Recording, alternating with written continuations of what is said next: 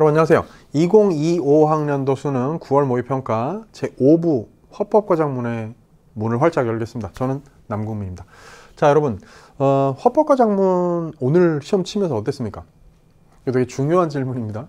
왜냐하면 여러분한테는 이제 본수능까지 기회가 많이 남아있지 않기 때문이에요. 그러니까 물론 자기가 시간 재면서 뭐 이렇게 봉투 모의고사 같은 거, 파이널 같은 거, 모의고사 형태로 된 거를 풀어보는 것도 충분히 그런 실전의 감각을 키우는 데 도움이 되죠. 그런데 이 시험만큼 뭐랄까요?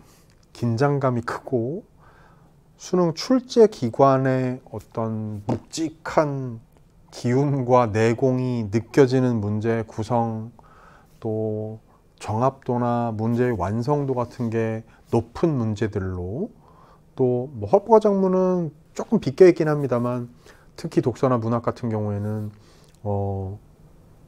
이 수능 특강 수능 완성의 교재와 강의로부터 연계되어 있는 지점들에 대한 그 평가원의 의도와 여러 가지 고려, 이런 것들이 종합적으로 버무려져 있는 아주 중요한 시험이 아니겠습니까?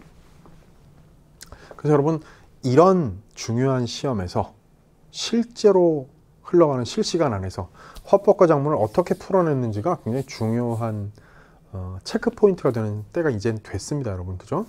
자, 늘 그렇습니다만 뭐라고 해야 될까요? 반복되는 패턴 속에서 소소한 변화가 있었던 그런 시험이라고 말할 수 있습니다. 근데 이번엔 패턴과 변화 중에서 어떤 게 더 크냐고 만약에 묻는다면 반복되는 패턴 쪽이 더 강했다고 얘기해야 할, 뭐 딱히 이건 진짜 새로운 유형입니다 이렇게 얘기하기가 그럴 만한 유형은 사실 뭐 별로 없는 그런 안정된 화법과작문 시험이었다 이렇게 얘기를 할 수 있을 거예요. 자, 그렇다면 여러분들이 제한된 시간 안에서 뭐 물론 사람마다 화작을 먼저 푸는 사람도 있을 테고 맨 끝에 푸는 사람도 있을 테고 아마 전자보다는 후자가 더 많을 건데, 앞에서 공통과목에서 시간을 어떻게 쓰고 얼마나 시간을 남겨서 화법과작문을 어떻게 해결할 수 있었는지, 혹은 처음에 한다면 나중에 공통과목한테 얼마나 많은 시간을 넘겨줄 수 있도록 얘를 빠른 시간 안에 답을 골라낼 수 있었는지, 그리고 정답률은 어떠했는지, 자기의 화법과작문 시험 컨디션을 좀 철저하게 체크를 해둘 필요가 있다는 점을 꼭 말씀드립니다. 됐죠? 자, 안정, 변화 둘 중에 안정이 더 크다 그랬어요. 반복되는 패턴이 더 큰 시험이었습니다. 그래서 보세요. 35에서 37번 문제, 세 문제 달고 있는 발표, 맨날 나오는 거 아닙니까? 그죠? 그리고 이것은 이 자리는 발표 아니면 전문가의 강연, 학생의 발표가 아니면 전문가의 강연인데, 학생의 발표에서도 뭐 전문가의 강연에서도 마찬가지, 이 자리는 뭐라고? 마치 아주 단순한 비문학 독서 지문을 보는 것 같은, 그래서 주로 뭐 과학기술이나 뭐 혹은 사회 파트나 이런 쪽에 정보를 담고 있는, 그래서 일종의 글로 따지자면 설명문 같은 게 여기 오는 거다 이거지, 그지? 근데 이게 화법이니까 발표라는 담화 안에 어떤 정보를 담고 있는, 우리가 모르던 사실을 알려주는 내용들로 구성되어 있다 이거야. 자, 늘 그렇듯이 지문은 첫 부분 안녕하세요, 잠시 집중해 주세요, 효과음 제시 후 딸깍 무슨 소리일까요? 근데 그 딸깍이 효과음 딸깍이 아니야. 내가 그 효과음을 흉내내서 내가 다시 입으로 말하는 딸깍입니다. 딸깍 무슨 소리일까요? 이랬어요. 네, 안전벨트 착용하는 소리죠. 저는 오늘 안전벨트에 대해 소개하겠습니다. 요까지 봐야 돼, 그지? 1문단은 빠르게 읽으라 그랬어. 자, 교통안전공단 자료에 따르면 어쩌고저쩌고. 근데 이거는 꼼꼼하게 읽을 필요가 있다 없다? 없다. 안전벨트를 매면, 정상적으로 착용하면 감소한다고, 위험이. 그지? 그런 얘기 뭐. 수치가 활용됐구나. 한국교통안전공단의 자료를 인용했구나. 이런 것들만 그냥 확인하면서 가는 거야. 자, 늘 기억하세요. 화법과작문은 꼼꼼한 내용 이해의 독해보다는 담화의 내용 흐름을 이해하는 게, 그걸 잡고 가는 게 제일 중요하다 그랬어요. 그죠? 그렇게 독해할 줄 알아야 합니다. 그래서 안전벨트는 탑승자의 몸을 어떻게 보호하는 걸까요? 로 1문단이 끝났단 말이야. 그럼 그 얘기는 이 발표의 핵심 주제가 우리를 이렇게 자동차 안전을 보장해주는, 좀 지켜주는, 높여주는 안전벨트의 작동 원리가 뭔지를 설명하는 일종의 비문학 독서지문 같은 설명문 같은 그런 내용이 여기에 이어지겠구나 라는 걸 생각해 보게 한다 이겁니다. 그랬을 때 기억과 니은을 중심으로 파악한 발표자의 말하기 방식 그랬거든요. 독특한 문제입니다. 그러니까 이게 지금 안정과 변화 중에서 변화에 해당되는 거죠, 이건.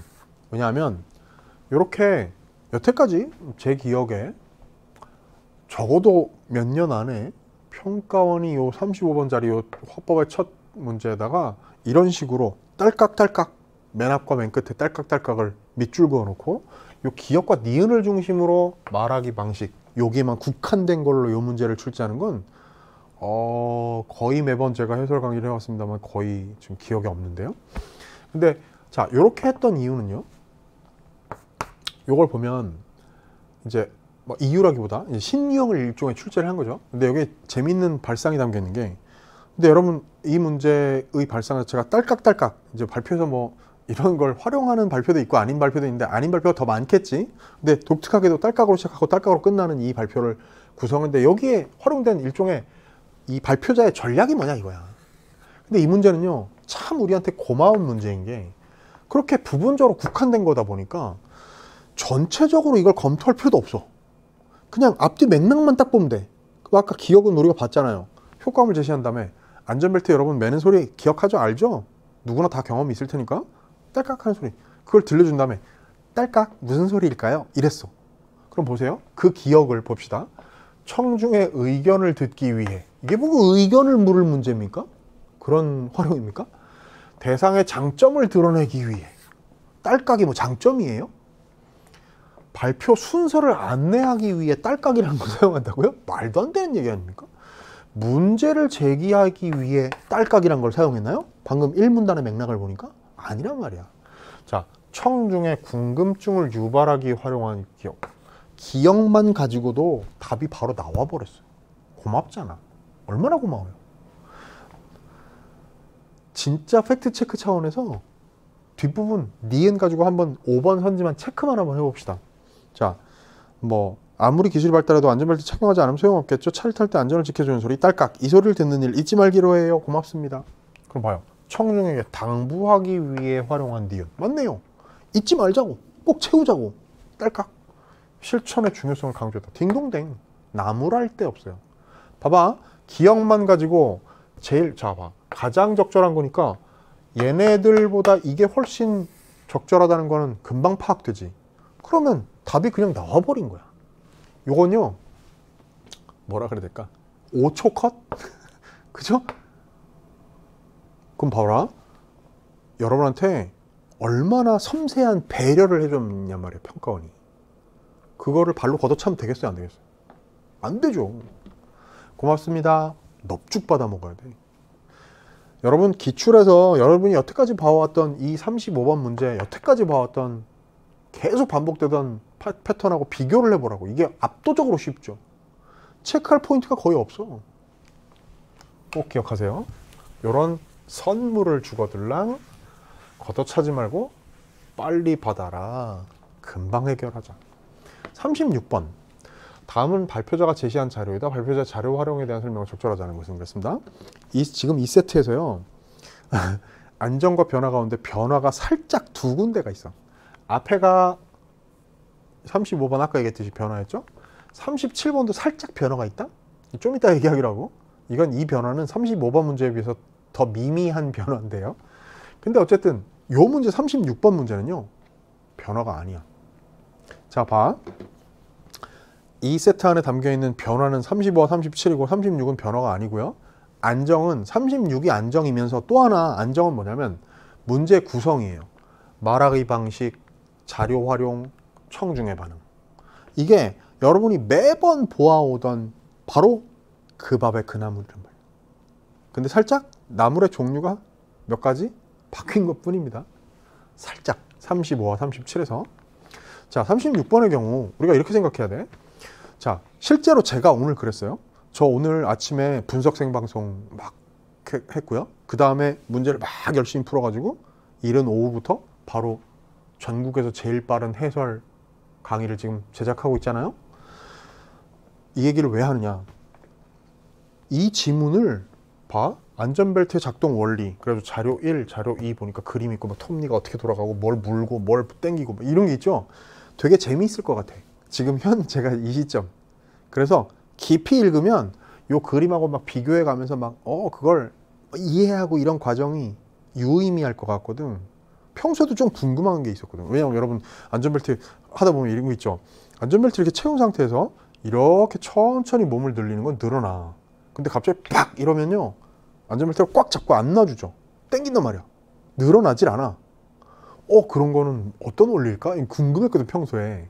뭐 되게 간단한 물리적인 어떤 원리를 가지고 있을 텐데 그걸 정확히는 이해를 못하고 있으니까 이게 지문 읽어보면 좋겠어. 근데 저는 지금 나중에 시간 날 때 한번 읽어보려고 합니다. 꼼꼼히. 무슨 얘기를 제가 지금 이렇게 하고 있는가 하면 여러분의 화작의 이런 발표 요 세트의 해결 전략이 그러해야 한다는 거야. 무슨 얘기냐? 이거 되게 중요한 얘기인데요. 화법과 작문의 이 지문의 이 내용을 여기 해당되는 부분을 찾아가지고 2문단, 3문단에 있는 내용들을 깊이 있게 원리를 이해하는 데 시간을 쓰면 절대 안 된다는 거야. 아쉽지만. 자, 봐. 여기 지금 우리가 화법 대본에서 괄호를 통해서 제시하는 것 중에 중요한 게 뭐라고 했어요? 시청각 자료 제시. 자, 세 가지였지. 첫 번째, 청중과의 상호작용. 두 번째, 시청각 자료 제시. 이게 지금 시각 자료고요. 거기 1문단 처음 첫 줄, 효과음 제시 후. 그런 게 바로 청각 자료겠죠. 그지? 두 번째, 지금 청중과의 상호작용, 대답을 듣고 뭐 이런 거. 그 다음에 시청각 자료 활용. 그 다음에 세 번째 뭐라고? 준언어, 비언어적 표현. 뭐 엄지손가락을 치켜 올리며 뭐 이런 거 있죠? 고개를 뭐 좌우로 흔들며 뭐 어쩌고 있지? 이런 거 같은 거. 혹은 갑자기 목소리를 높이며 뭐 이런 거 있죠? 자, 그런 게 이 괄호가 지칭하는 것들이라고. 근데 그러면 보세요. 요 자료 1, 자료 2, 자료 3은 이게 지금 시각 자료인데 어디에? A, B, C에 제시될 거 아니냐고. 맞죠? 근데 보세요. 이 문제는 거의 매번 나오는 문제 유형인데 여러분 알겠지만 그럴 때 자료 1인데 A가 아니라 B 자리고 자료 2인데 B가 아니라 무슨 A 자리고 뭐 자료 3인데 뭐 C 자리가 아니고 뭐 A 자리고 이런 거는 거의 없어요. 그건 진짜 출제하는 입장에서는 진짜 어떻게 보면 살짝 좀 속된 말로 치사하게 애들을 헷갈리게 만들어야 될 진짜 어쩔 수 없는 필요 수단일 때나 사용하는 살짝 비겁한 느낌 드는 그런 수단이거든. 웬만해선 그런 일은 일어나지 않습니다. 무슨 얘기냐면 요게 A고 요게 B고 요게 C 자리에 들어가는 거야. 기본적으로. 근데 그건 물론 팩트 체크는 필요합니다. 뭐냐면 보세요. 자, 이 문단 갈게요. 자료 제시 A에 있고요. 이것은 띠를 잠그는 장치로 그랬죠? 그리고 차량이 급정지하면 화살표가 가리킨 부분이 바깥쪽에 걸려. 자, 보세요. 제가 지금 아까 얘기했던 대충 넘어갔다는 게 이런 얘기라는 거예요. 자, 급정지하면 화살표가 가리키는 부분, 여기 얘기하는 거겠지? 거기가 바깥쪽 톱니에 걸리면서 띠가 더 이상 풀리지 않게 잠깁니다를 이해하기 위해서 이걸 들고 막 씨름하지 말란 얘기야. 이게 비문학 독서라면 그걸 해야죠. 그림을 이용해서 내용을 이해해야 되니까. 근데 여기서 그러지 않아도 된다는 거야. 이게 뭐 하는데 활용됐는지만 파악하라는 거죠. 1번 선지문입니다. 바깥쪽 톱니에 걸려 띠가 풀리지 않게 하는 장치를 보여주기 위해 자료 1을 A에 제시했다. 딩동댕. 방금 읽은 문장 안에 있는 내용을 고스란히 재진술해 놓은 것에 불과한데요. 1번 딩동댕 되네요.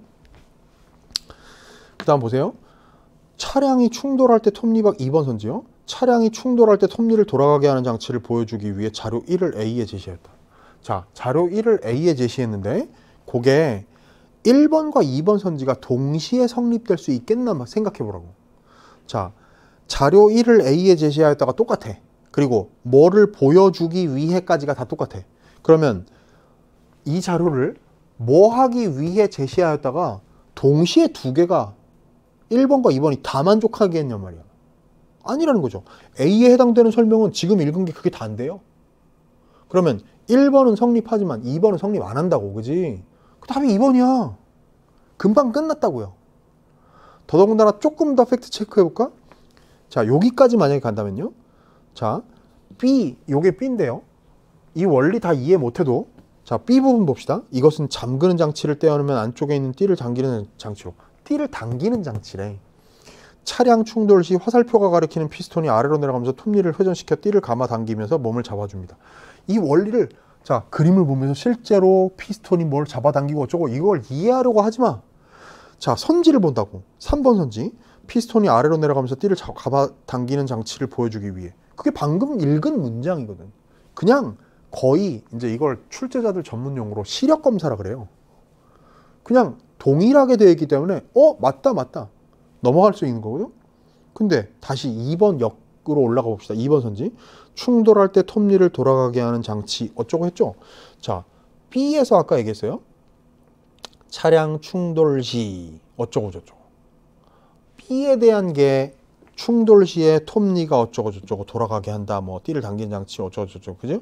충돌 시 화살표가 가리는 피스톤이 아래 당기는 톱니를 회전시켜. 충돌 시에 톱니를 회전시키는 건 B에 관한 얘기였거든. 그러니까 2번은 틀렸죠. 다시 한번 팩트 체크가 됐죠. 됐어요? 자, 제가 하는 얘기 이해되셨습니까? 저는 지금 여기서 뭘 당기면 뭐가 어떻게 돌아가요? 톱니가 뭘 물죠? 이런 얘기를 할 생각이 전혀 없어. 궁금하긴 한데 나중에 내가 탐구해 볼게. 내 개인적으로. 여러분도 마찬가지예요. 출제하는 선생님이 이거 연구하느라고 얼마나 고생하셨겠습니까? 근데 여러분, 수능에서는요, 시간을 다투는 이 상황에선 제가 3월이기만 해도 이런 얘기 좀 덜 하겠어요. 지금은 9월 모평이잖아. 지금 이걸 음미하고 있을 시간이 전혀 없단 말이에요. 꼭 기억하세요. 그 다음에 이제 굳이 안 해도 되지만 C에 대한 걸 봅시다. 4번, 5번 선지를 보자고요. 2점씩에 비해 3점씩 벨트에 추가된 고정점의 위치를 설명하기 위해. 그 다음에 또 3점씩 안전벨트가 2점씩보다 몸에 더 많은 부분을 잡아주는 방식임을 설명하기 위해. 이게 3점씩 아니야. 1, 2, 3점. 근데 이제 1, 2, 2점씩 말고 여기에 이게 강조 표시되어 있는 거 보이시죠? 여기 한 군데 더 있는 게 2점과 다른 3점씩이거든. 그 얘기하는 거예요. C 부분 3문단에 있는 내용 봐봐. 그 내용이거든. 이걸 3점씩이라고 해요. 저거. 굳이 안 읽어도 돼. 그 4번, 5번 선지는 당연히 맞는 거죠. 대충 구경하는 것만으로도. 오케이? 자, 보세요. 이 문제 유형 아주 희귀하게 정보의 정오를 약간 깊이 있게 물어보는, 그래서 좀 읽고 생각해야 되는 문제도 어쩌다가 한 번씩 나옵니다. 근데 대충 풀어도 답이 눈에 보이게 만드는 연습을 강화하는 게 이 시점에는 훨씬 더 중요해요. 아시겠죠? 여러분들한테 그렇게 과도한 노력을 요구하는 문제가 안 나올 가능성이 매우 크기 때문이에요. 그걸 아셔야 됩니다. 자, 37번. 약간의 변화가 있다 그랬는데 그 변화가 뭐냐면 여러분이 여태까지 많이 봐왔던 건요. 학생 1, 학생 2, 학생 3이야. 근데 이것도 신유형의 범주에 들어갈 수 있을지 모르겠는데 학생 1, 2가 서로 대화를 나눕니다. 저는 솔직히 참신했어요. 야, 재밌다. 여태까지 이런 게 없었으니까. 근데 이렇게도 구성할 수 있구나. 여태까지는 하지 않았던 방식을 시도를 한 겁니다. 자, 봅시다. 근데 문제 해결 어떤 요령이나 이런 건 똑같아요. 우리가 이 문제를 보고 저랑 함께 화작 공부한 사람들 아는데 이걸 두고 부르는 용어가 있죠. 고향을 떠난 문제, 고떠문 이렇게 부른단 말이야. 고향을 떠난 문제라고. 즉 우리가 지금 봐봐. 이 시험지 13쪽 여기 35에 37번의 학생의 발표문 전체를 깊이 있게 읽은 적이 아직 없어. 근데 35번 기억 니은 부분으로 해결했고요. 36번 A, B, C 해당되는 부분 인근의 정보만으로 그냥 빨리 풀었거든. 그러고 나서 37번은요. 고향을 떠난 문제예요. 고향을 떠난 문제인 이유는 뭐라고? 요것과 선지 사이의 판단만 필요한 거지 이 지문과 엮이지가 않는 문제라고. 근본적으로 봅시다. 통계 출처가 분명해. 그래서 믿음이가 당연한 얘기죠. 그래서 안전벨트가 중요하다는 생각이 확고해졌단 말이야. 보세요. 1번 선지 봅니다. 학생 1은 발표 내용을 통해 안전벨트에 대해 자신이 기존에 가지고 있던 생각을 전환하고 있군. 아이쿠야. 답이 이미 나와버렸어. 답이 1번이네요. 얘가 무슨 전환을 해? 평소에도 중요하다는 생각을 하고 있었는데 그게 더 확고해졌다고 그랬는데 그걸 전환이라고 합니까? 아니죠. 그럼 답이 1번이에요. 정말 고맙네요. 그럼 여러분 봐봐. 나머지는 다 맞는 얘기야. 그럴 수밖에 없죠. 1번에서 틀린 걸 정답을 제시해 줬는데. 그럼 보세요. 나머지를 일단 한번 해봅시다. 2번 선지대. 학생 1이 발표 내용의 신뢰성을 높였다고 여긴 자료. 그게 바로 1문단에 나왔던 2023년 교통안전공단의 자료겠죠. 그런데 그걸 가지고 관련하여 학생 2는 발표에 제시된 정보가 부족하다고 봤어. 학생 2 보자. 학생 2는 문장이 3개로 쪼개져 있습니다.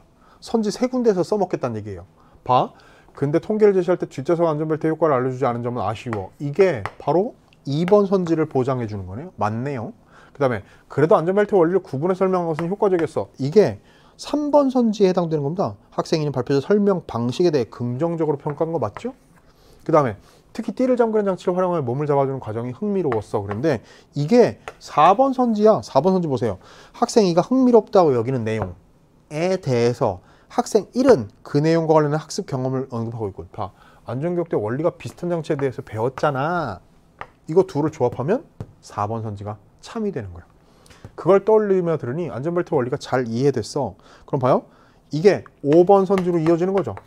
배경 지식을 활용해서 이해한 내용에 대해 학생 2는 추가 정보를 탐색하려고 하고 있어. 자, 아 그래? 난 인터넷에서 더 알아봐야겠어. 이게 5로 이어지는 거야. 맞죠? 그러니까 봐요. 물론 실전에서는 사실 굳이 팩트 체크하지 않았어도 1번의 답 그냥 찾고 바로 넘어가야 됩니다. 자, 그렇게 가정해 봅시다. 여러분 생각해 봐요. 35번, 36번, 33, 37번 세 문제를 푸는데 이 세트 빠르면 진짜 글쎄 얼마로 잡아야 될까? 30초? 여유 있게 줄게. 그 정도면 금방 끝나버리겠다. 사실은. 그죠? 자, 1문단 대충 구경하고 아 어떻게 흘러가는구나, 상황이 뭐구나. 35번 기억 니은 딸깍딸깍 문제 풀고, 36번이 그래도 그나마 이 중에선 시간이 좀 걸릴만 한데 A, B, C에 해당하는 거 찾다 보니까 2번에 바로 답이 나와. 그 다음에 37번 곧더문 갔더니 바로 1번에서 제가 답이에요 손을 흔들어 준다고. 그럼 봐요. 금방 끝나는 거야. 이게 뭐라고요? 함께 화작 공부한 사람들은 알겠지만 요 35에서 37번 앞에 세트와 저 끝에 나오는 장문 세트가 둘이 합쳐서 뭐라고요? 스피드 그룹. 제가 이름 붙인 거에 의하면, 그죠? 여러분 지금 하는 얘기들, 예를 들어 고향을 떠난 문제, 뭐 스피드 그룹 이런 얘기 같은 거 있죠? 그런 문제들에 대해서, 그런 용어들에 대해서 뭔가 신기하고 궁금해. 화작도 뭔가 요령이 있다는 게 나는 여태까지 모르고 살아왔어. 이런 사람은 제발 지금도 안 늦었으니까 개기일식 그게 21강부터 27강일 겁니다. 7강만 딱 듣고 화작에 눈을 뜨는, 그래서 반복적인 그걸 다지는 연습을 할 것을 남아있는 기간 동안 화작으로 고생하는 학생이라면 제가 당부를 하겠습니다. 됐죠? 다음 세트. 요거는요 가운데에 있는 빅 세트, 이거는 주의력 그룹이라고 제가 부릅니다. 그죠?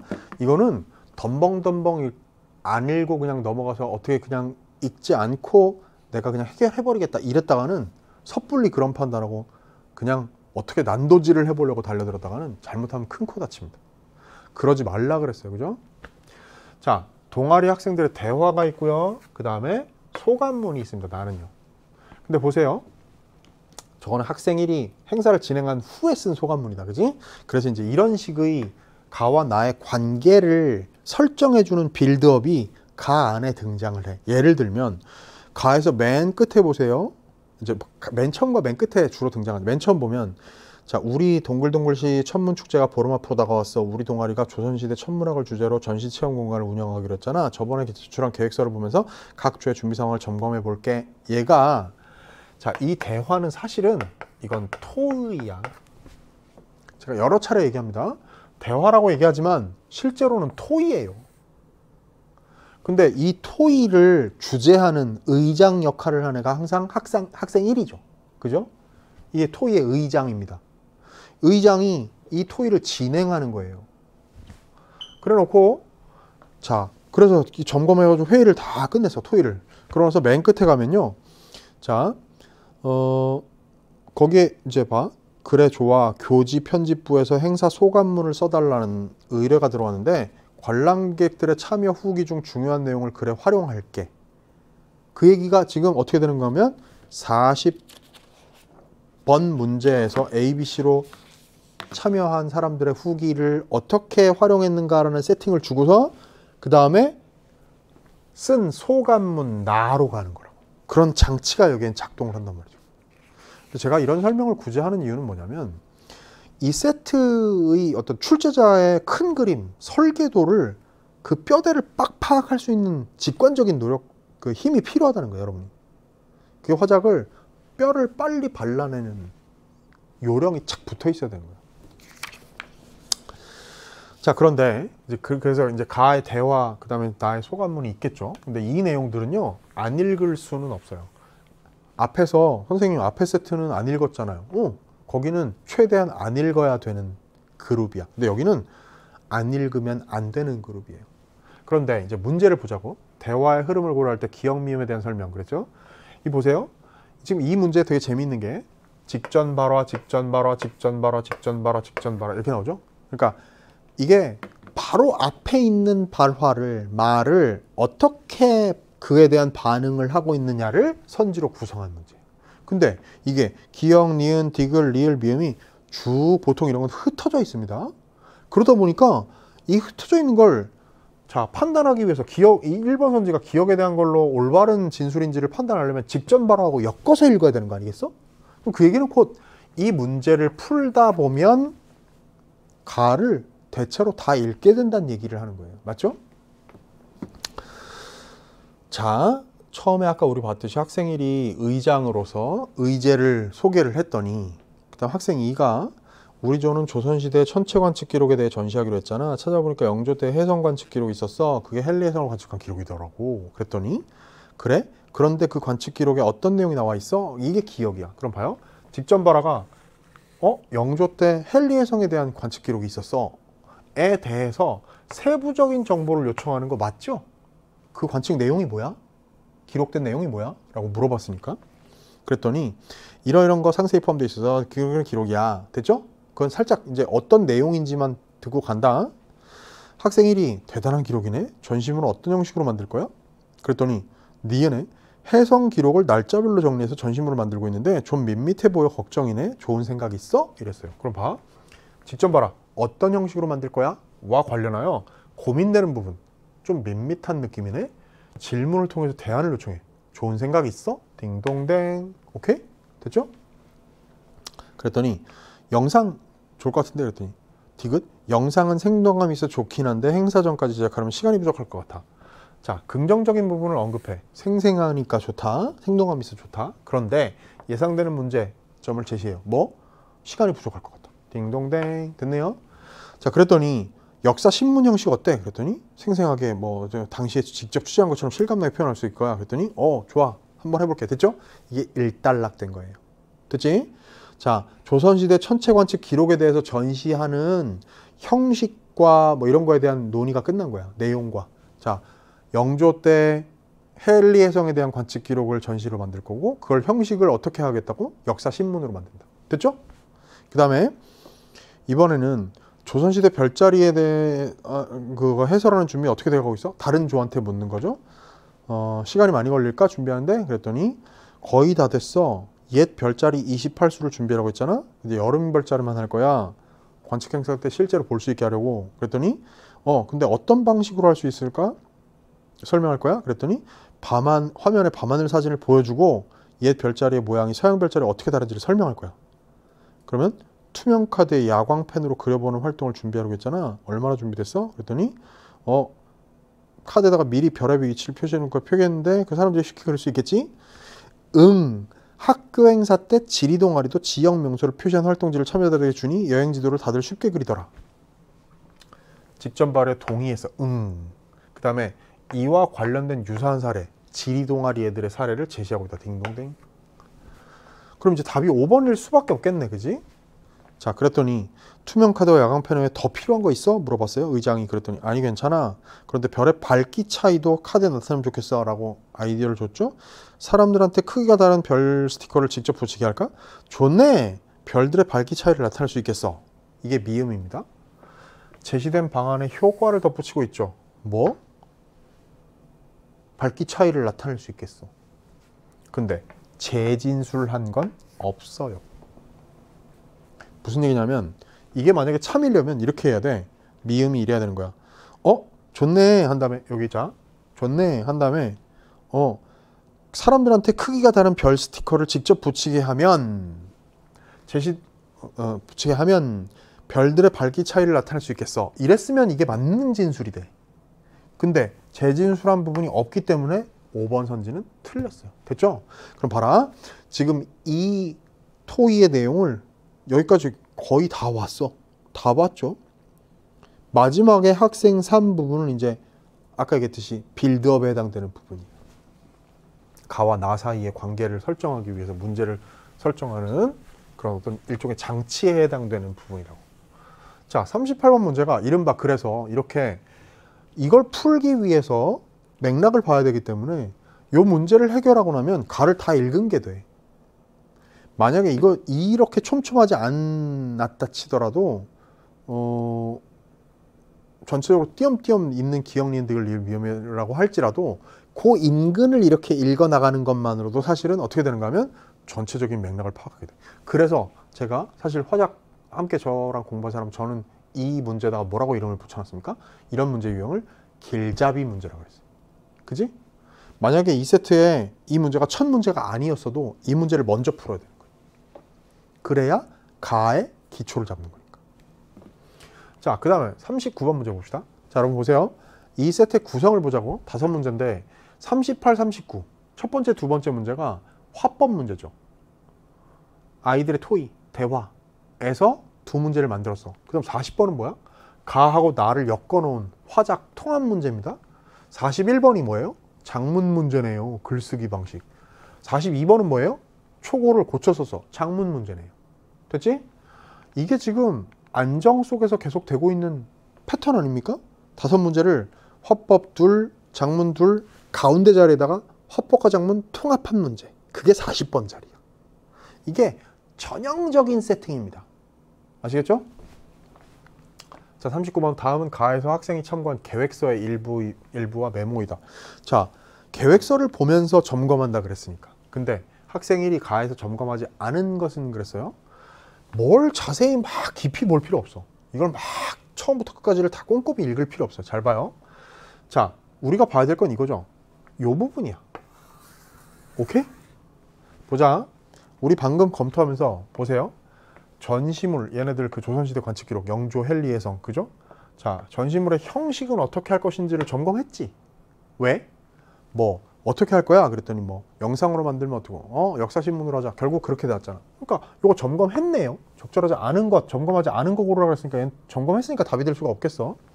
그 다음에 자, 해설은 어떤 방식으로 할 거야?를 물어봤다고. 그랬더니 걔가 뭐라 그랬어? 화면에 밤하늘 사진을 보여주고 우리 옛 별자리의 모양이 서양 별자리와 어떻게 다른지를 설명할 거라고 그렇게 얘기했거든? 점검했다고요.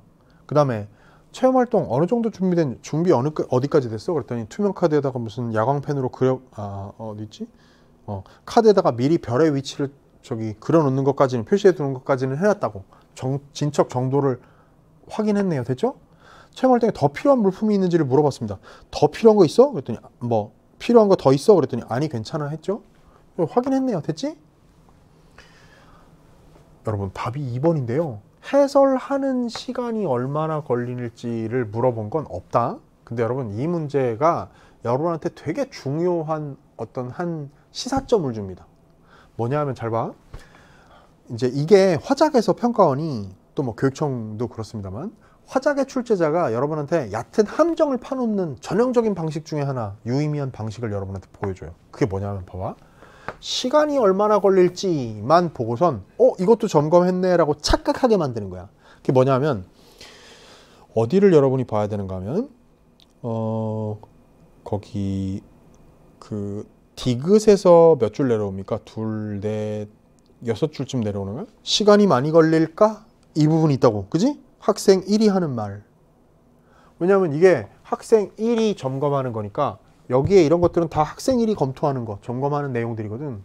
학생 1이 조선시대 별자리 해설 준비는 어떻게 되어가고 있어? 준비하는데 시간이 많이 걸릴까? 시간이 많이 걸릴까? 를 보고 덜컥 얘도 확인했네, 점검했네 라고 얘도 답이 아니네 하면 안 되는 거야. 왜? 해설하는 시간이 많이 걸리는지를 물어본 게 아닌 거야. 얼마나 걸리는지 물어본 게 아니라 준비하는데 시간 많이 걸리니? 라고 물어본 거거든. 오케이? 야, 어떻게 그런 말 살짝 바꿔놓는 걸로 이렇게 함정을 파냐? 아, 진짜 여기에 깜빡 속았지 뭐예요. 이러면 큰일 나. 요번 9월 모평에서 이거 틀린 사람? 잘 틀렸어. 괜찮아.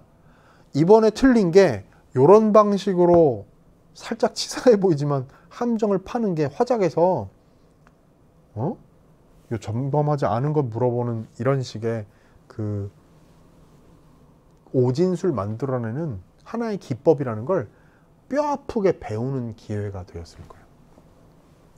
꼭 명심하십시오. 아셨죠? 자, 40번 갑니다.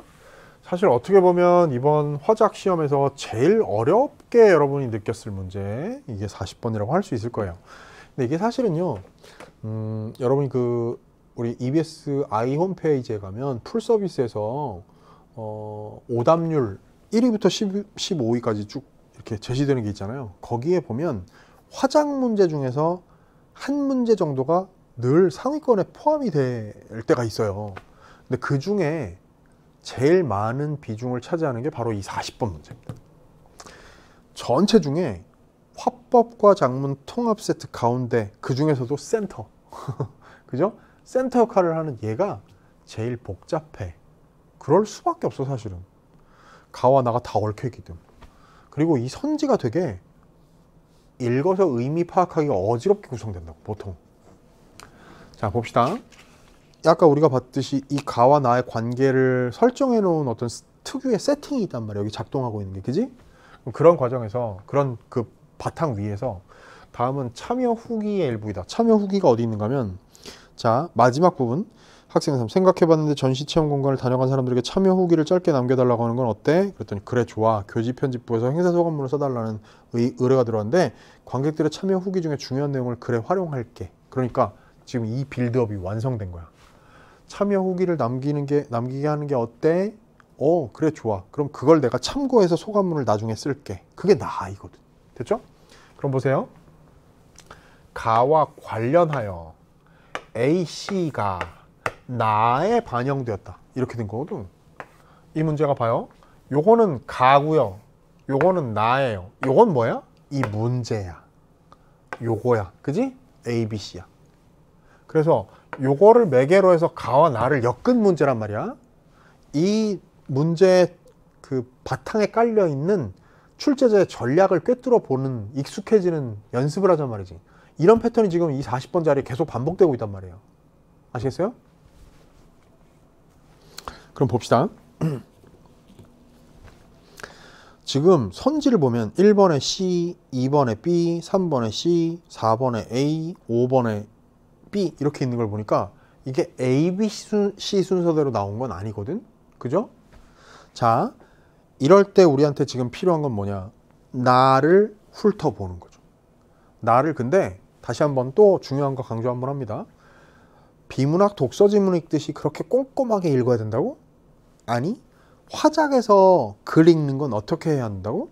내용 자체보다 담화의 내용 흐름을 파악하는 게 더 중요하다 그랬어. 맞죠?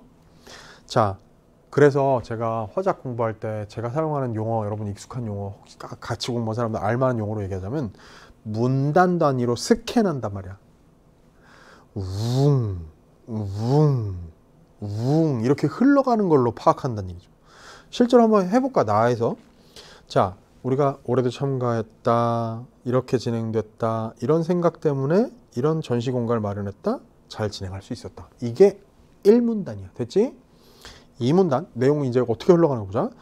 전시 활동으로는, 그 다음 3문단에 이후 이어진 체험 활동으로는, 이게 이제 이 글의 구조거든. 그런 틀을 볼 줄 알아야 돼. 자, 그럼 전시 활동으로는 해성관 측 취재한 역사신문, 그래가지고 뭐 어쩌고저쩌고, 이걸 뭐 영조 때 뭐, 그지? 근데 여기서 유네스코 세계유산, 기록유산으로 등재하려고 추진한다는 소식, 요 얘기는 아까 가에서는 언급된 적이 없는 얘기야. 그지? 뭔가 새로운 게 들어갔다. 그래 놓고 알려주었다. 관측 장비가 부족된 시절에 놀라워하는 반응을 보니 뭐 이걸 주제를 다루기로 잘했다는 생각이 들었다. 이렇게 보는 거야. 됐죠? 그러면 이제 이 문단. 자, 전시 활동에서 해성 관측 가상 취재한 역사 신문, 영조 때 헨리 해성, 유네스코 기록유산, 그다음 우수성을 보여주는 걸로 다루길 잘했다. 사람들이 흥미로워하더라. 됐죠? 3문단으로 갈게. 이후 이어진 체험활동. 그래서 아까 이 문단에 있는 내용이 학생 2가 몸담고 있는 조의 내용이었다면 학생 3이 담고 있는 이 체험활동 조가 3문단에 해당되는 거죠.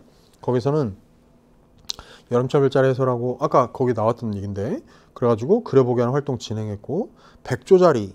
근데 서양에서는 백조 날개 모양이라고 했는데 우리 조상들은 하늘에 있는 나루터, 견우와 직녀성. 그랬더니 애들이 신기해서 대조해보고 설명하니까 쉽게 이해한다고 그렇게 해가지고 그렇게 하기를 잘했다고 생각했고, 근데 스티커 붙이기 활동했는데 카드가 부족해서 발길을 돌린 사람들이 있어 죄송했다로 이어지는 3문단. 됐죠? 읽었다. 자, 4문단 가죠. 요거는 사실은 여러분 이제 이런 센스도 있어야 되는데 4문단은 지금 이 문제를 푸는데 직접 동원되지 않을 거야. 그런 느낌을 왜 받을 수 있지? 4문단은 A로 통째로 묶여 있어. 그거는 우리 아까 보다시피 42번 문제에서 before after 문제로 활용될 거거든. 자, 화법과 작문은요. 각자 구역 섹터마다 문제에 어떻게 활용되는지가 정해져 있어. 역할 분담이 있다고. 그러면 이제 출제자의 눈을 갖게 되잖아요. 그럼 화작의 달인이 되면 4문단은 지금 40번, 41번 문제 푸는데 직접 동원되지 않을 거다. 얘는 42번 용이다 라는 걸 간파를 하게 되면 현 상태에서 이걸 달려들어 바로. 마지막 문단은 안 봐도 된단 말이야. 왜냐면 이따가 꼼꼼히 대조할 거니까. 문장 단위로. 이해됐죠? 그럼 보세요. 자, 해보자. A가 뭐냐면 이제 이게 소감문인데 그 참여 후기인데 사람들이 써낸 참여했던 사람들이 참여 후기를 쓴 건데 조선시대 해성 관측 기록에 대한 내용을 역사신문으로 알려주어서 지금 현재 일어난 일처럼 생생하게 느껴졌어요 라고 누가 적어놓고 갔네요. 그럼 이제 보자. A를 활용한 4번 선지를 볼까?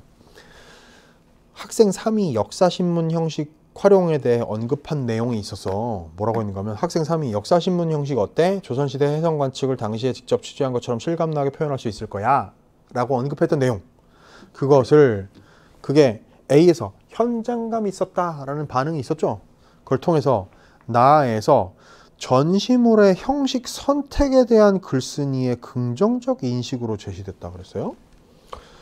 무슨 얘기냐? 그럼 이제 나의 글에서 이 문단에 해당되는 거 있죠? 역사신문을 준비한 거에 대한 거.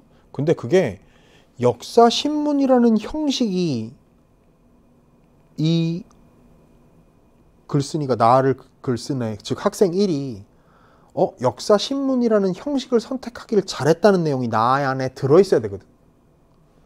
근데 그게 아까 우리 웅웅웅웅 3문단까지 읽어온 가운데는 없어. 특히 그거는 2문단을 봐야 될 텐데 2문단에 역사신문을 통해 가지고 생생하게 전달하길 잘했다는 내용은 없었단 말이야. 그래서 4번 탈락. 됐죠?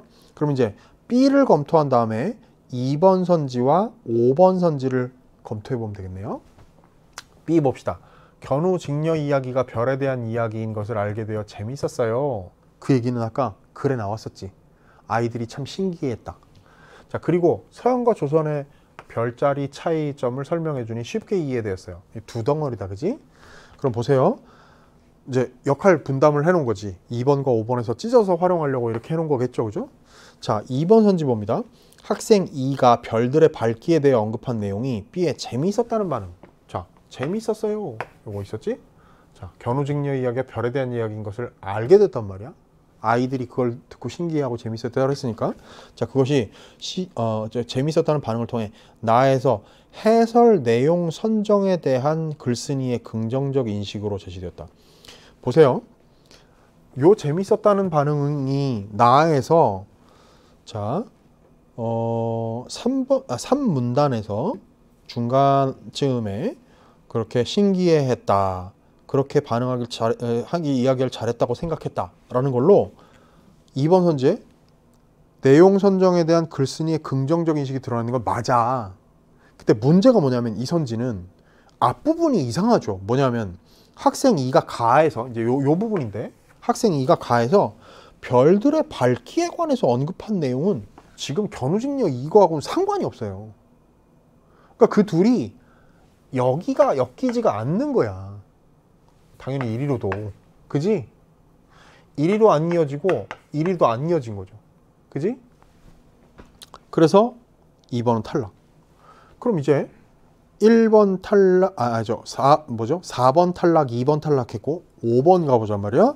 학생 3이 별자리를 설명하는 방식에 대해 언급한 내용이 B의 이해가 잘 됐다는 반응. 이해가 잘 됐다는 반응이 요거예요. 그죠? 쉽게 이해가 됐어요. 그럼 이게 뭐냐면 서양과 조선의 별자리 차이점을 설명해 주는 거예요.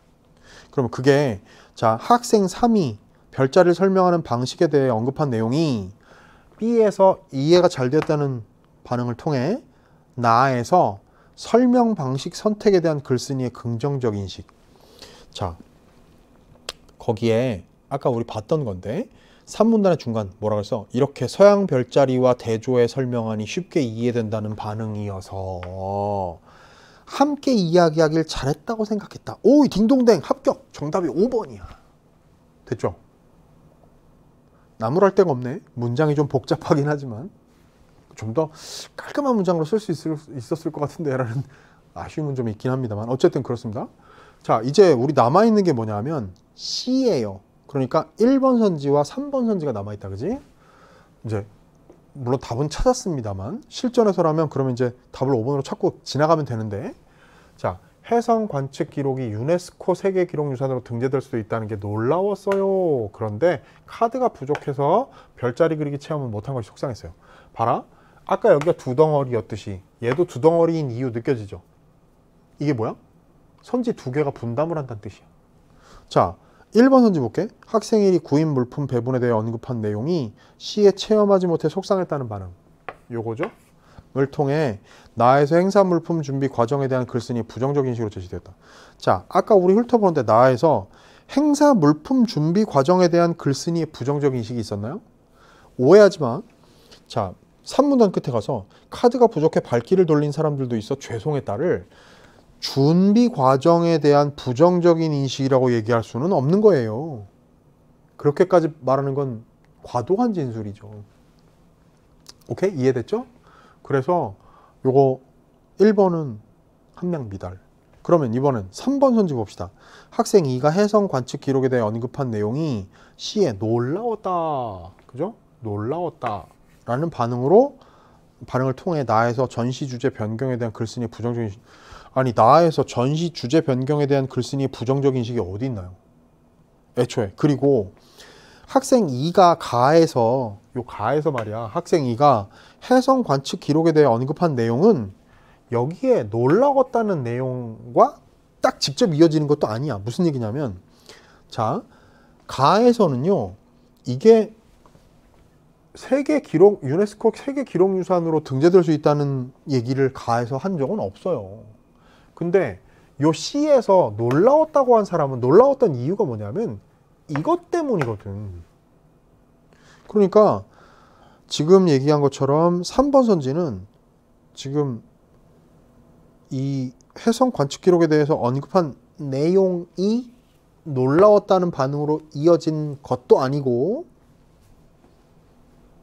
그 다음에 뒷부분에 나오는 주제 변경에 대한 글쓴이의 부정적 인식이 드러나 있는 것도 나에는 없기 때문에 이건 답이 안 돼. 답이 5번입니다. 근데 봐요. 제가 지금 이 문제를 설명하는데 시간이 꽤 오래 걸리죠.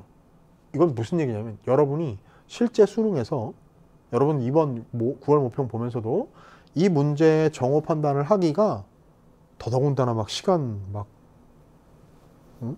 쫓기고 막 그러는 상황에서는 꽤 많은 시간을 할애해야 되는 복잡한 문제라는 거예요. 그러다 보면 어떤 때는 이거 그냥 포기해버려야지 이렇게 될 수도 있는 문제죠. 면밀한 판단, 꼼꼼하고 정확한 조합을 요구하는 문제가 이 40번에 출제된다는 사실을 꼭 기억하시기 바랍니다. 그리고 순서는 그렇게 잡아 나가야 하는 거였어요. 이 문제 유형과 아이디어에 대해서 여러분이 익숙해질 필요가 있습니다. 이건 아마 수능에서도 또 이런 방식이 뭐 세부적으로 조금 달라질 수는 있지만 분명히 출제가 될 겁니다. 꼭 기억합시다. 그리고 그 문제는 화작에서 난도가 제일 높을 가능성이 높아요. 자, 화작에서 특히 제일 중요하게 봐야 되는 난도가 제일 높은, 우리가 결코 빠지면 안 되는데 자주 빠지는 함정이 요 40번 요 문제 유형하고요. 맨 끝에 나오는 주로 45번 자리에 나오는, 이번에도 45번 문제로 나왔죠 아마? 그죠? 그 자료 활용 방안의 적절성 평가 문제. 그 두 개의 유형에서 많이 틀립니다. 그 두 가지를 꼭 기억합시다. 특히 여러분 기억하시죠? 6월 모평의 그 45번 문제는 난도가 굉장히 높아서 오답률이 높았습니다. 기억하시죠? 자, 41번 문제로 갑시다. 이제 장문 문제로 건너갔네요. 그럼 이제 가장 적절한 거 하나 고르라 했어. 자, 일반적으로 말이에요. 적절하지 않은 것은 보다 가장 적절한 것이니, 즉 최선답을 고르게 하는 문제가 화작에서는 난도를 낮춰주는 방식 중에 하나입니다. 왜냐하면 엉뚱한 거 말도 안 되는 헛소리가 4개나 존재하고 하나만 올바른 얘기니까 그거 찾는 거는 상대적으로 좀 더 쉽죠. 자, 보세요. 이게 지금 나의 글 우리가 문단 단위로 웅웅웅 스캔했잖아. 자, 문제를, 체험활동에서 발생한 문제를 해결하는 과정이 드러난 거 없었고요. 전시물의 특징을 분류해 서술한 거 아니고요. 작년과 대비했다는 거 아니고요. 묻고 답하는 방식이 아니었어. 맞지? 그 의미를, 경험에서 얻은 의미를. 근데 봐요. 4번 선지 봅시다.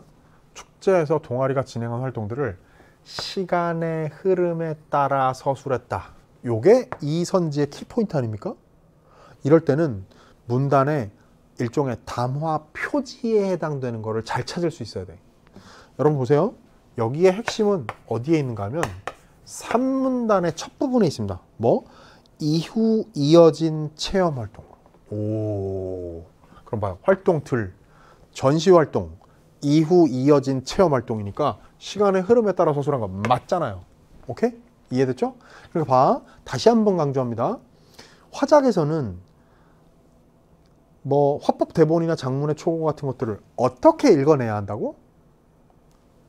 담화의 흐름, 어떤 내용 흐름으로 가고 있는지를 파악하는 독해가 중심이 돼요.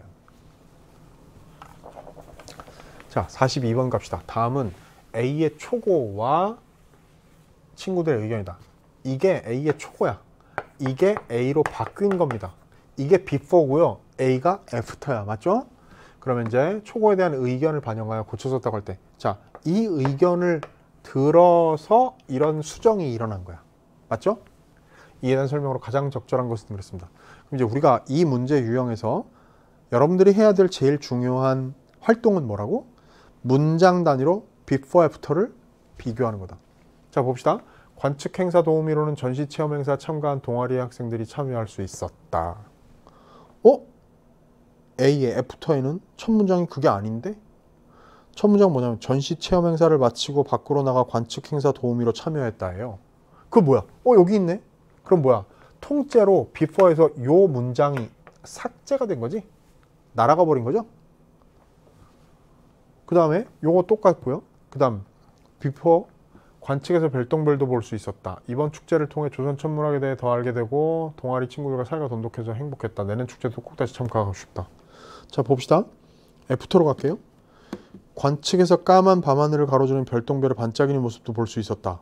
라고 여기엔 없었던 문장이 들어갔고요.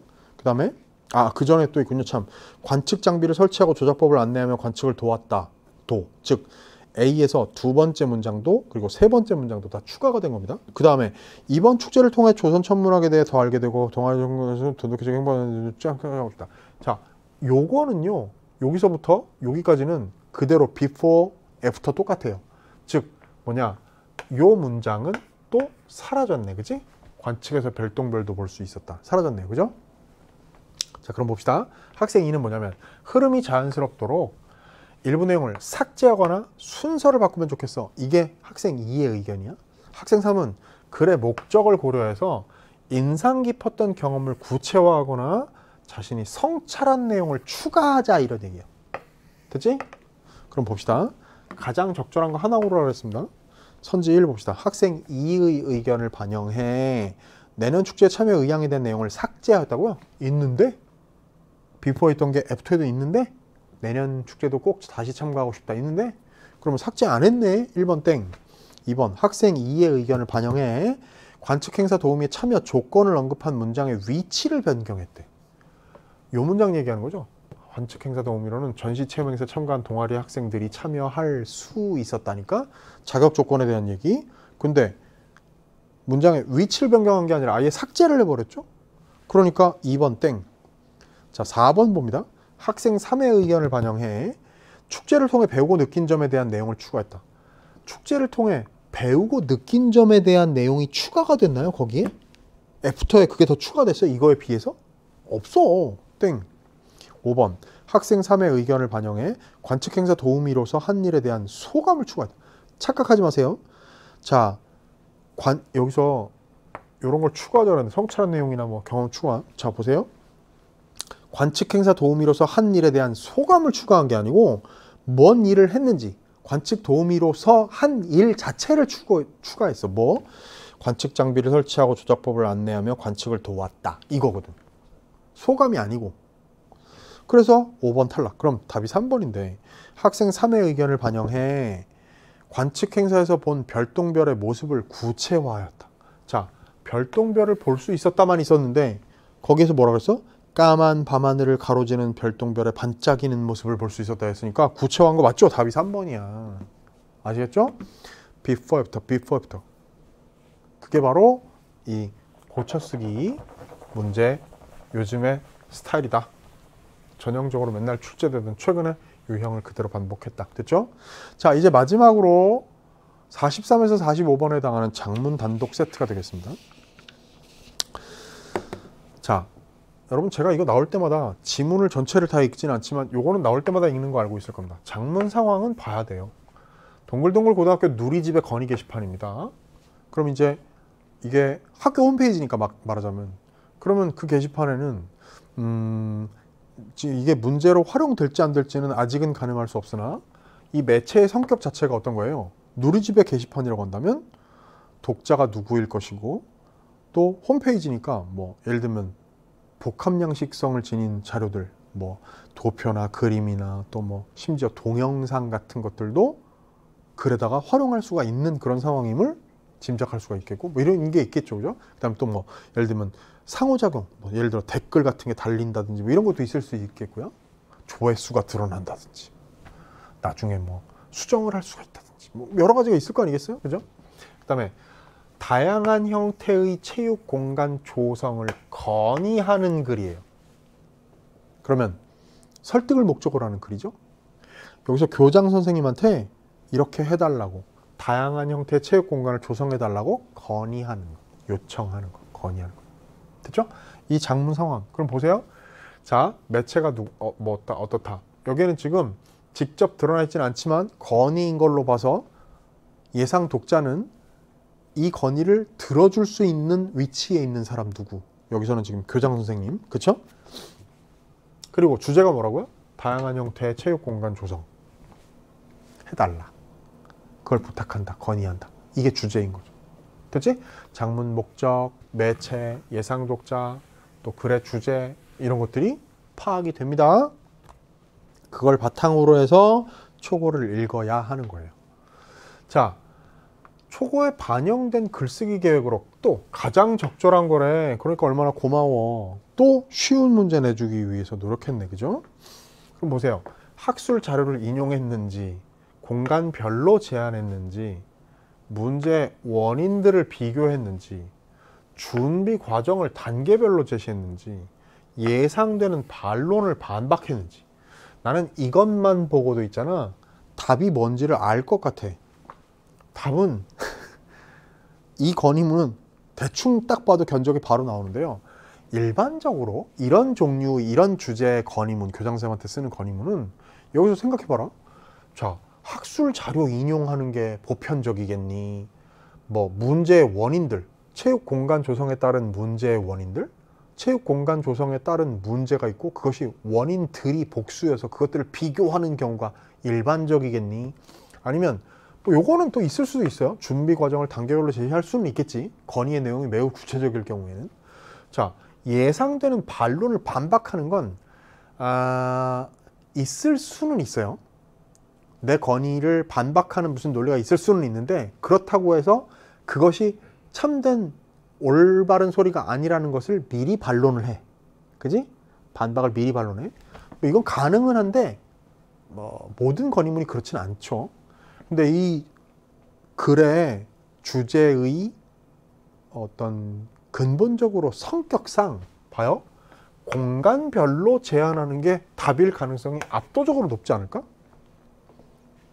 아니, 자, 이게 뭐라고? 다양한 형태의 체육 공간을 조성해달라.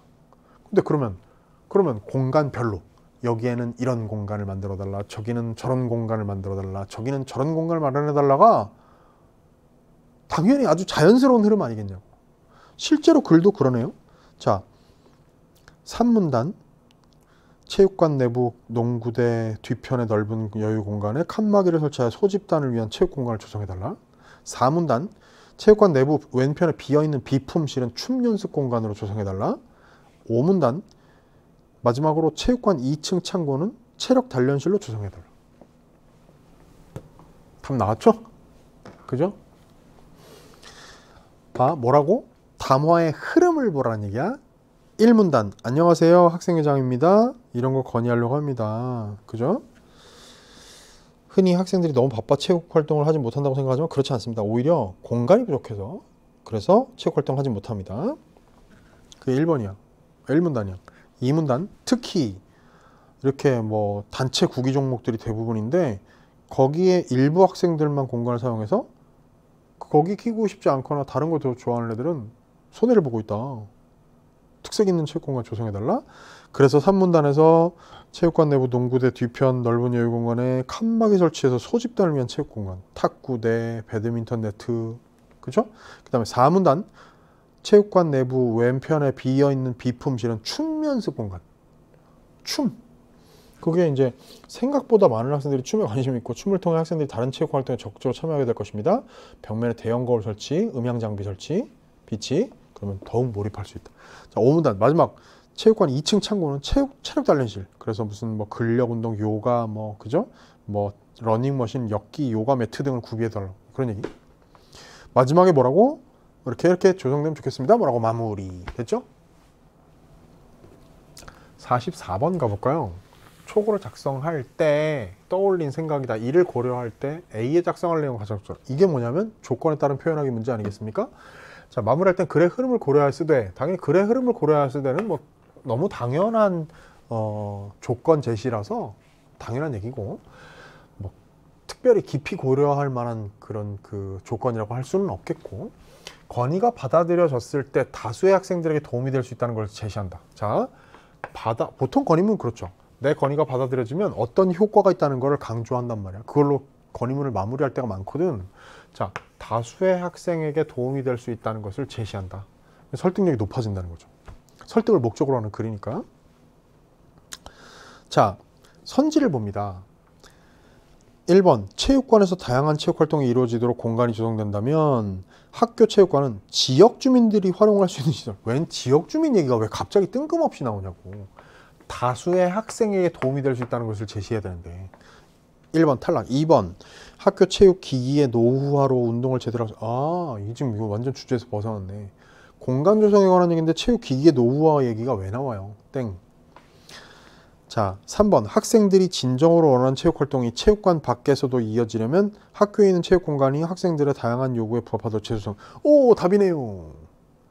여러분 진짜 주의해야 되는 게요, 요 문제도 여러분 잘 봐야 됩니다.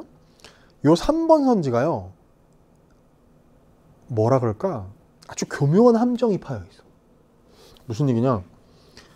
체육관 밖에서도 이어진다. 그러면 3문단, 4문단, 5문단에서 구체적으로 언급한 공간들이 체육관 밖에 어디여야 돼? 뭐 운동장 어디, 뭐 교사 뒤편 어디, 뭐 이래야 되는데, 자, 3문단에 체육관 내부 농구대 뒤편, 4문단 체육관 내부 왼편에 비어있는 비품실, 5문단 체육관 2층 창고. 그 뭐야? 다 체육관 내부에 있는 것들이지. 그러니까 3번 선지는 참이 될 수가 없는 거예요. 이렇게까지 디테일한 부분에서 함정을 판다고? 맞아요. 화작은 사실 생각해봐. 제가 늘 하는 얘기인데요. 화작은 똘똘한 중학생한테 시간 충분히 주고 풀라 그래도 다 맞는 게 화작이야. 근데 여러분은 그 똘똘한 중학생보다 덜 똘똘해서가 아니고 시간만 충분하다면 이라는 조건이 여러분에게 적용되지 않기 때문이란 말이지. 빨리 풀어야 되기 때문에 이런 함정에 걸려 넘어지는 거거든.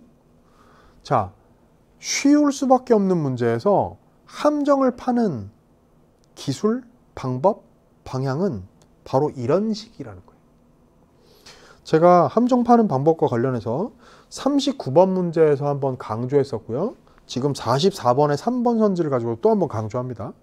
이런 식의 패턴들이 여러분한테 눈여겨봐야 될 중요한 지점들이에요. 5번 볼까요? 공간 재조성을 통해 구기 종목을 수행할 공간이 줄어든다면, 근데 구기 종목 하는 공간을 줄여달라는 게 자기가 하는 건의의 내용입니까? 아니죠. 그거 제외하고 놀고 있는 다른 공간을 어떻게 바꿔달라 이런 건데, 그렇죠? 자, 나의 건의가 받아들여졌다고 해서 구기 종목을 하는 공간들이 줄어드는 건 아니라고. 그 답이 5번이 될 수는 없는 거예요. 답은 4번이죠. 공간 재조성을 통해 다양한 체육활동 환경이 마련된다면, 그게 바로 내 건의가 받아들여지는 것이죠. 그렇게 된다면 많은 학생들이 각자에게 맞는 체육활동에 참여하게 되어 건강하고 활력 있는 학교생활을 할 수 있을 것입니다. 그게 바로 다수의 학생에 도움이 될 수 있다는 것을 제시한 거죠. 그래서 답이 4번이에요. 오케이? 자, 오늘의 마지막 문제이자 여러분 제가 아까 한번 언급했듯이 화작 문제에서 제일 주의해야 되는 문제 유형 40번과 바로 요 45번 문제, 주로 요즘 이 자리에 나오고 있는데, 이렇게 자료를 제시하고 그것을 수집한 자료들을 어떻게 활용해서 글에다가 보완할 거냐, 그 방안의 적절성을 평가하는 문제란 말이에요. 자, 이런 문제는 어떻게 하라 그랬어요? 기억을 먼저 검토해. 기억-1 자신이 선호하는 체육활동 해가지고, 자, 소집단 활동이 1위, 체력 단련 활동, 개인 체력 단련 활동, 근력 운동의 요가 같은 거, 그게 2위, 그 다음에 구기 종목, 단체 구기 종목 3위야. 그러면서 춤이 4위고요. 됐죠? 요렇게네요, 순서가. 자, 그럼 1번 선지 봅니다. 기억-1을 활용하여, 됐죠? 학생들이 소집단 활동을 가장 선호한다는 내용을 말은 하고, 자, 소집단 활동을 가장 선호하는 거 맞네요. 그지? 그래서 말을 해서 이를 3문단에 추가해 소집단 체육활동 조성의 필요성을 뒷받침한다. 3문단에서 소집단 체육활동 조성하는 게 3문단의 내용이었잖아. 그러니까 오, 딩동댕, 딱 맞아떨어지네. 제일 많이 원하는 거니까 이 공간 조성은 꼭 필요해요 라는 얘기를 강화할 수 있겠다. 요 내용이면. 그죠? 그 다음에 기억-2번을 봅시다. 학교에서 체육활동을 하지 않는 이유를 물어봤더니, 자, 이거야. 제일 많은 게 뭐라고 했어? 다양한 체육활동 공간의 부족이다. 그지? 그 다음에 체육활동에 대한 흥미 부족이 2번째고요. 그 다음에 체육활동 시간의 부족이 3번째예요. 그럼 봐요. 사실 요 얘기는 이 지문의 내용과 별 관련은 없었고, 1문단에서 그런 얘기 했었지. 시간이 없는 것 같지만 공간 부족이 더 큽니다 라고 얘기했거든. 자, 15%가 시간 부족이라고 그랬고 45%가 공간 부족이라고 얘기했어요. 요걸 이용한다면 2번 선지 봅니다. 기억-2번을 활용해서 시간 부족보다 공간 부족으로 체육활동을 하지 않는다고 응답한 학생이 3배나 많다는 내용을 마련하고, 이를 1문단에 추가해 건의문의 작성 이유를 뒷받침한다 그랬습니다. 15의 3배가 45. 그지? 비율이 3배라는 점을 활용해가지고 1문단의 내용을 뒷받침을 효과적으로 할 수 있겠네. 그죠? 보통 이거라고 생각하지만 실제로는 이래요 라는 걸 수치로 제시할 수 있으니까. 맞네.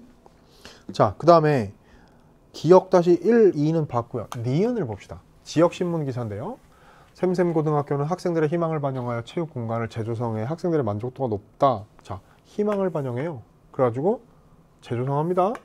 그러면 만족도가 높아요. 특히 춤을 출 수 있는 공간에 학생들이 큰 관심을 갖고 있다. 체육을 담당하는 정마름모 교사는 춤추는 즐거움이 체육을 좋아하지 않던 학생들의 동기를 높여 다른 체육 활동에 적극적으로 참여합니다. 자, 춤추는 즐거움. 춤이 춤출 수 있는 공간이 효과적이더라. 그럼 보세요. 자, 4번 선지 볼까? 5번 선지 먼저 보자. 기역 이와 니은을 활용하여 체육활동에 흥미가 부족한 우리 학교 학생들에게 춤을 추는 즐거움이 동기를 유발할 수 있다는 내용을 말은 하고, 자, 기역 다시 2에서 자, 요거 있죠. 흥미가 부족한 학생이 꽤 돼. 요거 하고, 그런데 그렇게 흥미 없던 학생들이 동기를 높인다. 뭐가? 춤이. 그런 얘기를 통해 가지고 4문단에서 추구한다. 4문단이 이제 춤추는 공간 조성하자는 거였으니까 춤 연습실. 그러니까 맞네요. 그죠? 적극적으로 참여하게 한다. 딩동댕.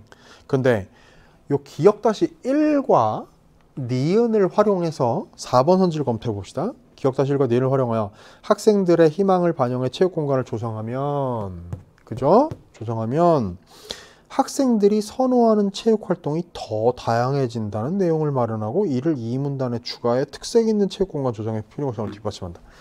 여러분, 기역 다시 1하고 니은을 조합하면 이런 결론에 도달할 수 있나요?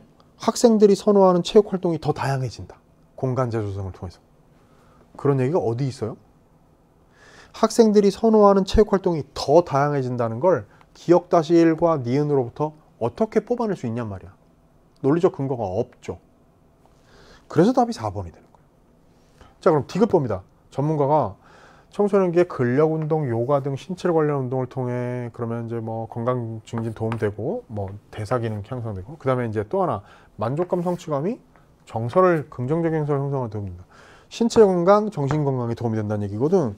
그러면 그게 3번 선지 볼게요. 디귿을 활용하여 청소년기의 신체 관리 운동이 신체뿐 아니라 정신적으로도 유익하다는 내용을 마련하고 이를 5문단에 추가해 개별 체육 활동이 건강해주는 이점을 보강한다.